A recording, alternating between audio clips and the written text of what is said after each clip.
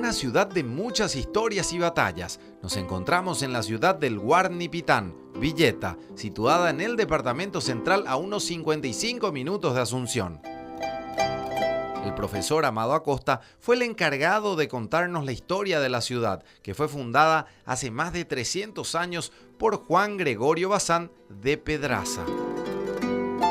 En aquellas épocas, distintas ciudades de la capital eran utilizadas para actividades agropecuarias. Entre ellas Villeta era el campo comunal de Asunción, ya que allí se encontraba el fortín Santa Rosa, que era el custodio de la frontera junto con otros fortines.